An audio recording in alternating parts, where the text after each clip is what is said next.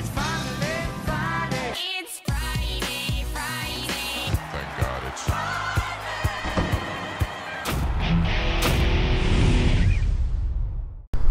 it's Welcome back to the Friday Show, presented by the Match Series, which this week moves to Monmouth Park. There's a pair of races, the Wolf Hill Stakes for turf sprinters and the Monmouth Cup for older horses going long on the dirt. My name is Ray Paulick, and this is not Scott Jagow. This is Joe Nevills. Joe is our newest addition to the Paulick Report, bloodstock editor. Scott Jagow is on a much-deserved vacation for a couple of weeks, so you're going to have to put up with Joe and I for the next two editions of the Friday Show. Joe, I thought I'd start the conversation off today by going to your area of expertise, which is breeding and sales. And let's talk about stallions. We've got the Haskell Invitational is coming up this Sunday, and I've always been curious which of the horse races after the Kentucky Derby for 3-year-olds is the most important in terms of making a stallion, or when you look historically back, which of the races after the Derby seems to be the most influential in terms of making a stallion. Mm-hmm. And it's one of those things that is almost anecdotal. You can look at any race and point at any number of stallions and say, well, this is a stallion-making race. But when we were discussing this during the setup, I went and I actually crunched the numbers on this. What I did was I found I took the key 3-year-old dirt races for 3-year-old males, your Triple Crown races, your big summer races, your Kentucky Derby preps, and found the introductory stud fees of each winner since 2000, averaged them out, and the Haskell really holds its own here as a potential sire-making race when it comes to getting your horses started out. The average introductory stud fee for a Haskell winner since 2000 is $47,000, really close to $48,000, and that's higher than any of the major Kentucky Derby preps. It's higher than the Traverse. It's higher than the King's Bishop, now the Jerkins. It trails the 3 Triple Crown races, not by much though. The Belmont Stakes is $49,000 for an average introductory stud fee. Also trails the Breeders' Cup Classic. I threw that in there because 3-year-olds tend to go in that. A lot of 3-year-olds have won it, especially in recent years. So in terms of a stallion-making race, in terms of setting that reputation for having won that race and getting them started on the right foot, the Haskell is right in the mix there. Of course, a lot of breeders look to the Met Mile. We're only talking about 3-year-old races here today, but the Met Mile is a race that many breeders like to look to as a race a stallion can use as a launch pad to a good career. And that's why I'm a little bit surprised that the King's Bishop, or now the Alan Jerkin Stakes, didn't rank a bit higher. I've heard many breeders say that the King's Bishop winner is, if you win the King's Bishop, you've made it in terms of getting a chance as a stallion, and maybe getting a chance is it, but in terms of going on and proving yourself as a stallion, maybe 7 furlongs isn't the right distance. There have been some interesting winners that have come out of the King's Bishop / Jerkins. Hard Spun is a winner of that, debuted at $50,000. Since 2000, he's the highest debuting stallion out of that race to have won the race. More Than Ready comes out of that race. He debuted for $25,000. 2017 winner Practical Joke debuted at Ashford Stud this year for $30,000. So Run Happy, $25,000 at Claiborne Farm. So there are some legitimate ones in there. There are also some that went to stand at regional markets that began with. The Big Beast started in Florida for $6,000. Capo Bastone, I believe, also started in Florida for $4,000. So it's maybe not necessarily one that will get you into Kentucky, but it will get you a good start somewhere, just not necessarily at a major Kentucky farm.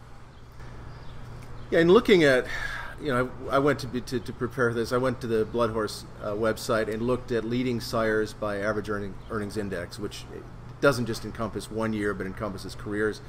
And I found it interesting. There's a couple of stallions on there that turned out to be good sprinters that were, maybe not champions, but then they went on to be outstanding sires. And leading that is Warfront, who won the Vanderbilt Grade 2, and that was his big win during his career. And then, of course, you got Speightstown, who was a sprint champion. So you don't need to necessarily prove yourself around 2 turns to get a shot at it and then to be successful.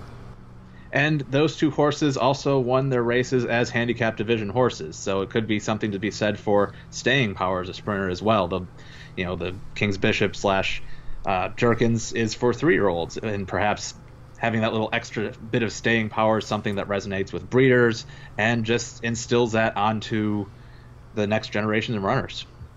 So we were talking earlier off camera, and I mentioned Curlin doesn't know that he didn't win the Haskell. He finished third. I forgot who won that year. But then he came back after that to win the Jockey Gold Cup and the Breeders' Cup Classic. I think that was the year that it was run at Monmouth Park. Yes. Is that right? Yeah, and that year the Haskell winner was Any Given Saturday, who debuted for $40,000. All right, so let's move on and talk about something else here with Stallions. It's late July.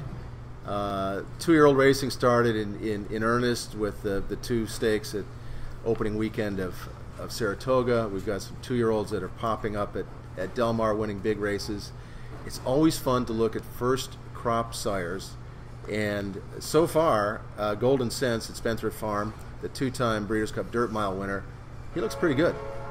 Yeah, so far so good. I've been a fan of Golden Sense since his racing career, since I first got a look at him at Spendthrift Farm, and he's really getting the job done right now. A lot of that, though, has to do with bulk. He's got 22 runners right now, as of we're recording this on a Wednesday right now. Spoiler alert. And he, by far, has the most runners of any first crop sire going on right now. He has 22. Second place is Florida Sire. He's had enough with 15. So a lot of his runners have been coming just from bulk. Right now, his leading runner is a horse named Pickett, who's made just over $59,000, won the DS Shine Young Futurity at Evangeline Downs.